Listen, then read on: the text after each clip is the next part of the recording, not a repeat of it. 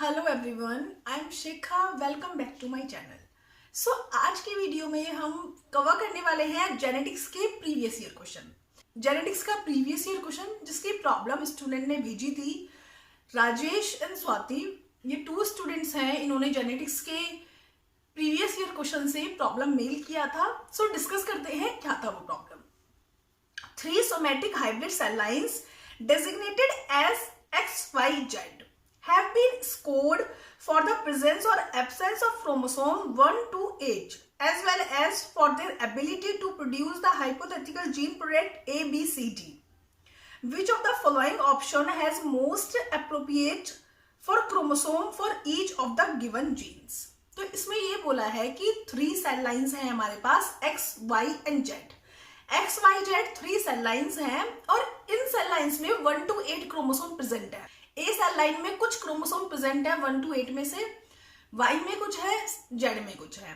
अब X cell line ABCD 4 gene product है, उनमें से किसी का फॉर्मेशन कर रही है, किसी का नहीं कर रही है। इस तरीके से कॉम्बिनेशन गिवन है और ये पूछा है कि ये जो ABCD जीन प्रोडक्ट हैं, इनके जो जीन्स हैं वो किस क्रोमोसोम पे प्रेजेंट है, 1 to 8 में से किस क्रोमोसोम पे प्रेजेंट है। ओके, तो हमें हर एक जीन प्रोडक्ट को देखना है कि वो कब आ रहा है, जब कौन सा क्रोमोसोम प्रेजेंट था या नहीं, उसके अकॉर्डिंग हमें फाइंड करना है।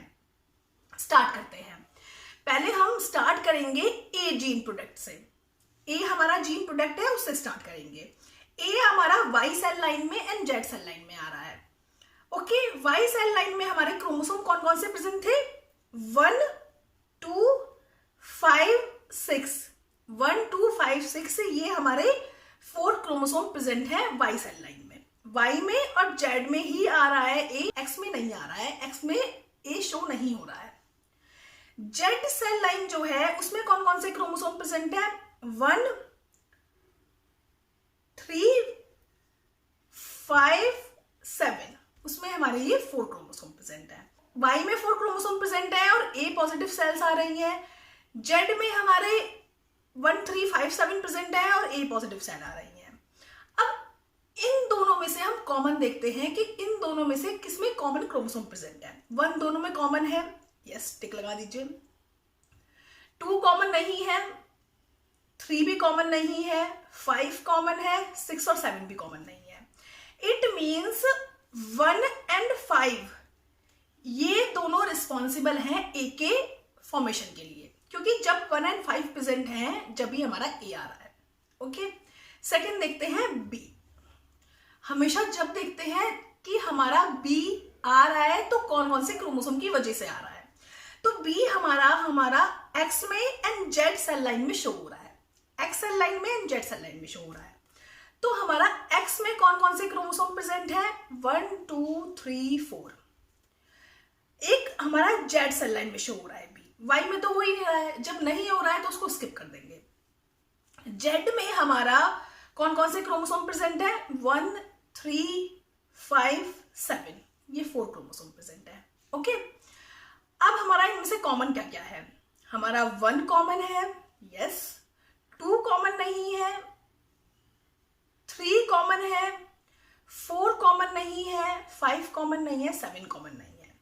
इट मीन्स 1 and 3 ये दोनों रिस्पॉन्सिबल हैं बी के लिए, क्योंकि एक्स में एंड जेड में 1 and 3 दोनों प्रेजेंट थे जिसकी वजह से बी आया। एग्जैक्टली नहीं पता, क्या पता ऐसा भी हो सकता है कि 1 ही रिस्पॉन्सिबल हो, सिर्फ 3 ही रिस्पॉन्सिबल हो, या दोनों का जो जीन आया है वो रिस्पॉन्सिबल हो बी के फॉर्मेशन के लिए। इसमें कुछ क्लियर नहीं करा है, बट हाँ यहां से हम ये इंफॉर्मेशन फाइंड कर सकते हैं कि 1 and 3 दोनों रिस्पॉन्सिबल हो सकते हैं बी के लिए, पॉसिबिलिटीज है। देन हमारा आता है सी जीन प्रोडक्ट। सी हमारा एक में भी प्रेजेंट नहीं है, तो सी का हम इतने अच्छे से डिटरमाइन नहीं कर सकते क्योंकि सी का हमारा एक में भी प्रेजेंट नहीं है। ओके, सी को हम स्किप कर देते हैं। अब आता है हमारा डी, क्योंकि हमें बोला है कि मोस्ट अप्रोप्रिएट इंफॉर्मेशन निकालनी है, तो हम सी का डिटरमाइन नहीं कर सकते। डी में हमारा एक्स में भी प्रेजेंट है, एक्स में हमारे कौन कौन से क्रोमोसोम है, 1 2 3 4। वाई में भी शो हो रहा है डी प्रोडक्ट, वाई भी एक्सप्रेस कर रहा है, वाई में कौन कौन से क्रोमोसोम प्रेजेंट है, 1 2 5 6। जेड सेल लाइन में भी शो कर रही है, जेड सेल लाइन भी डी के लिए पॉजिटिव है। जेड में कौन कौन से क्रोमोसोम प्रेजेंट है? 1 3 5 7। इनमें से कॉमन क्या है? 1 सब में कॉमन है, 2 सब में कॉमन नहीं है, सिर्फ 2 में या 3rd में नहीं है, 2 को क्रॉस कर दो।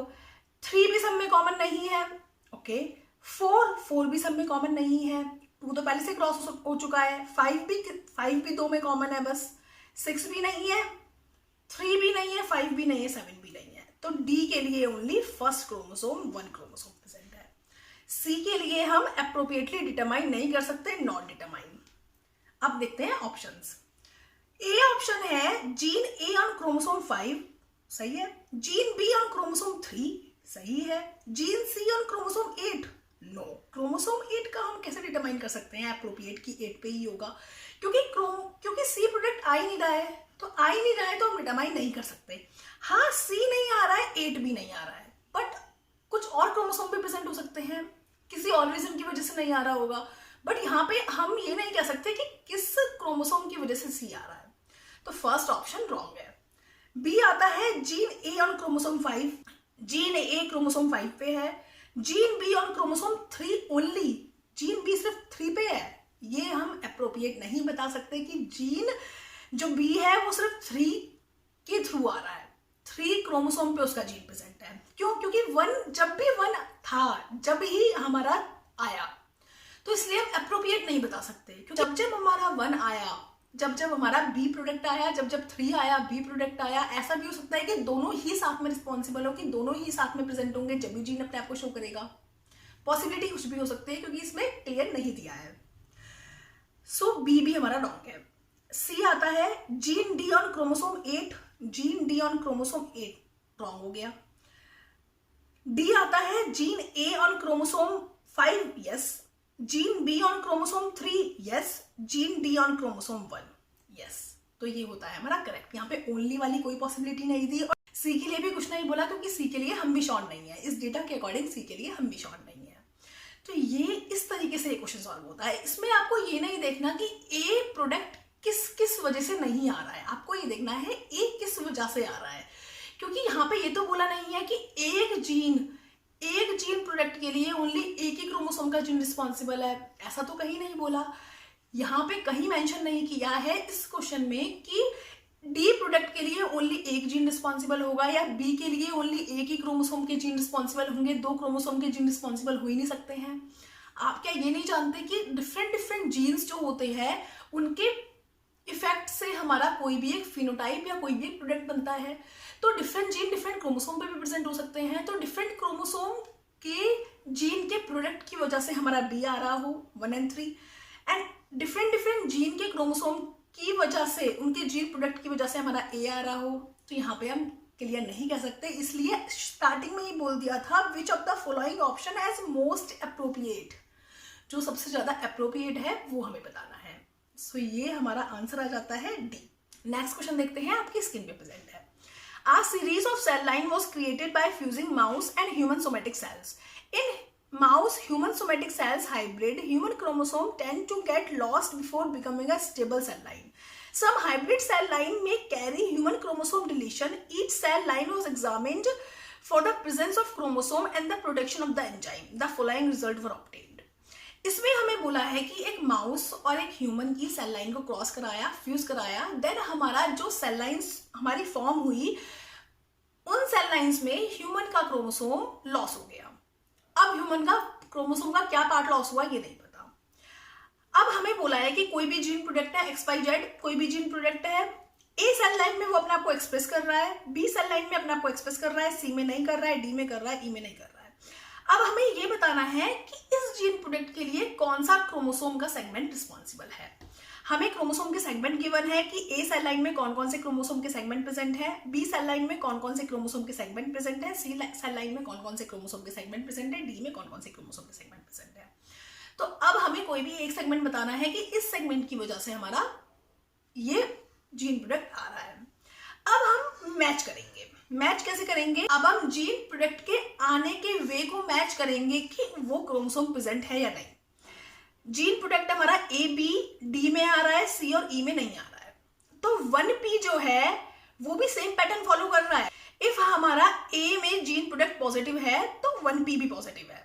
Okay, 1p same pattern follow कर रहा है, ए में वो पॉजिटिव है, जीन प्रोडक्ट भी पॉजिटिव है। 1p बी में नेगेटिव है बट जीन प्रोडक्ट पॉजिटिव हो गया, तो 1p को हमारा क्रॉस कर दो। अब आता है 1q। 1q same pattern follow कर रहा है, पॉजिटिव ए के लिए दोनों में पॉजिटिव है, बी के लिए एक में पॉजिटिव है एक में नेगेटिव है, क्रॉस कर दीजिए।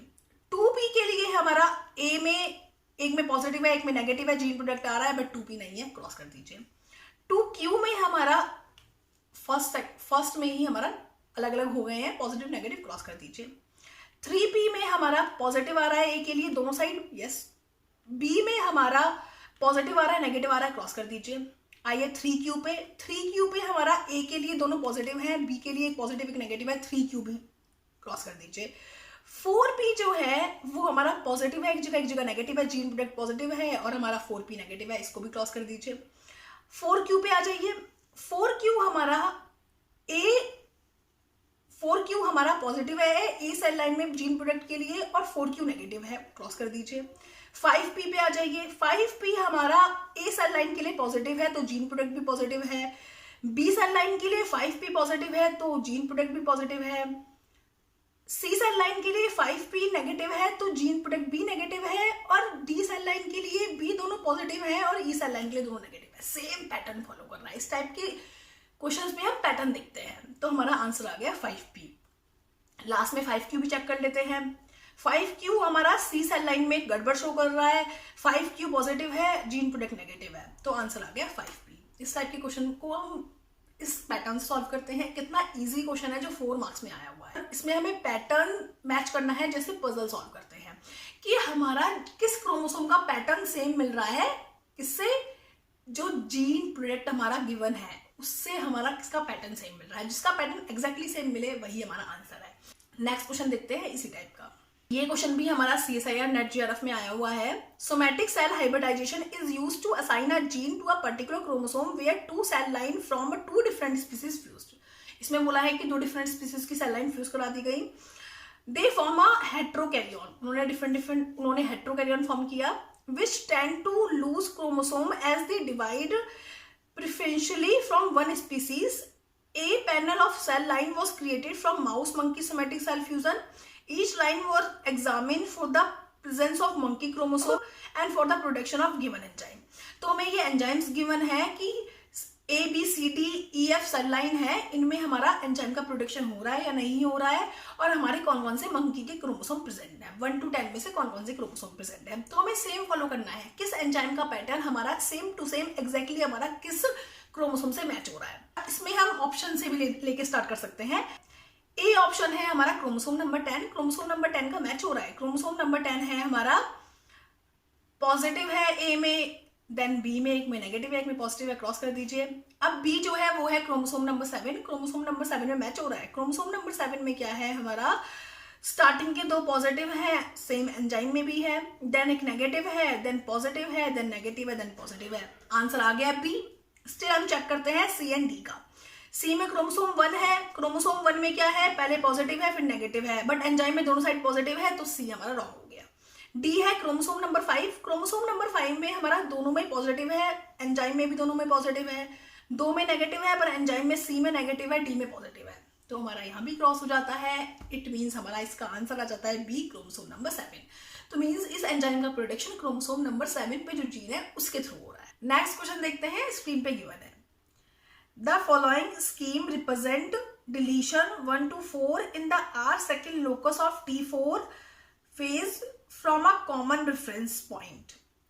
Okay, so हमें इसमें 4 deletion given है, R-second locus है T4 phase में, उसमें हमें ये 4 deletion given है। इन 4 deletion के होने के बाद हमारा वो ABCD प्रोडक्ट का फॉर्मेशन करते हैं नहीं करते हैं, उनमें एबिलिटी रहती है नहीं रहती है, ये गिवन है हमें चार्ट की फॉर्म में। अब हमें ABCD जी, ये जो प्रोडक्ट है ABCD, इनके लिए जो जीन्स हैं उनका सीक्वेंस फाइंड करना है इस क्रोमोसोम के लिए, R-second लोकस के लिए T4 फेज के। ये हमारा फुल क्रोमोसोम था। ओके, डिलीशन फर्स्ट में इसका इतना पार्ट डिलीट हो गया, बट हमारे सारे जीन्स आए। बट हमारे सारे प्रोडक्ट आए, इट मीन्स इतने पार्ट में हमारा कुछ प्रेजेंट नहीं था। डिलीशन सेकंड में हमारा इतना पार्ट डिलीट हो गया, इतना एक्स्ट्रा पार्ट डिलीट हुआ, तो हमारा डी नहीं आया, एबीसी आया। इट मीन्स इतने पार्ट में क्या प्रेजेंट था, डी जीन प्रेजेंट था, जिसकी वजह से डी प्रोडक्ट आ रहा था।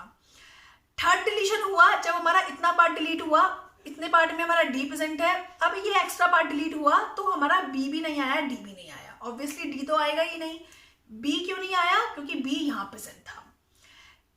फोर्थ डिलीशन हुआ, फोर्थ में हमारा एक्स्ट्रा और इसके साथ साथ और एक्स्ट्रा पार्ट डिलीट हो गया, ओनली इतना क्रोमोसोम बचा। अब फोर्थ में हमारा सिर्फ सी आया, इट मीन्स सी हमारा इतने पार्ट में प्रेजेंट है, क्योंकि इतना पार्ट तो रिमेन है, डिलीट नहीं हुआ है, सी आया। और इस पार्ट में क्या प्रेजेंट है, ए प्रेजेंट है, बिकॉज ए नहीं आया जब हमारा इतना एक्स्ट्रा पोर्शन डिलीट हुआ। तो इसका सीक्वेंस क्या हो गया, डी बी ए सी। हमारा डी बी ए सी सीक्वेंस हो गया, जो जीन्स हमारे यहाँ प्रेजेंट थे। पहले हमारा डी के लिए जीन प्रेजेंट है, फिर हमारा बी के लिए जीन प्रेजेंट है, फिर ए के लिए, फिर सी के लिए। एक बार आप समझते हैं, इतना पार्ट डिलीट हो गया, कोई फर्क नहीं पड़ा, मींस इतने पार्ट में हमारा इन चारों के लिए जीन प्रेजेंट नहीं था। जब डिलीशन सेकंड में इतना पार्ट डिलीट हुआ, अब इतने पार्ट डिलीट होने पर तो कुछ फर्क नहीं पड़ रहा है, मतलब इस छोटे से पार्ट के एक्स्ट्रा डिलीट होने पर हमारा डी नहीं आ रहा है, इट मींस इस जगह पे हमारा डी प्रेजेंट था। अब उससे आगे छोटा और सेगमेंट डिलीट होने पर हमारा बी नहीं आ रहा है, डी तो आएगा ही नहीं, बी भी नहीं आ रहा है, इट मींस इस पार्ट में हमारा बी प्रेजेंट था। अब उससे आगे एक और स्मॉल सेगमेंट और ज्यादा डिलीट हुआ डिलीशन 4 में, तो हमारा ए भी नहीं आ रहा है, ओनली सी आ रहा है। इट मींस यहाँ हमारा ए था, यहाँ पे हमारा ए हमारा जीन था, वो डिलीट हो गया, इसकी वजह से नहीं आ रहा है। और हमारा ये जो फुल क्रोमोसोम था हमारा, इसमें हमारा लास्ट में क्या प्रेजेंट था, सी, क्योंकि सी डिलीट नहीं हो रहा है और हमेशा सी शो हो रहा है। तो हमारा इसका सीक्वेंस हो गया DBAC। तो डिलीशन वाले क्वेश्चन इस तरीके से सॉल्व करते हैं जेनेटिक्स में, और डिलीशन से रिलेटेड क्वेश्चन आता है जेनेटिक्स में 4 मार्क्स से। सो ये थे हमारे जेनेटिक्स के प्रीवियस ईयर क्वेश्चन। इफ आपको इस टाइप के कुछ और क्वेश्चंस में प्रीवियस ईयर क्वेश्चन में प्रॉब्लम हो तो आप मुझे मेल कर सकते हैं। मेरी मेल आईडी डिस्क्रिप्शन बॉक्स में गिवन है। So best of luck.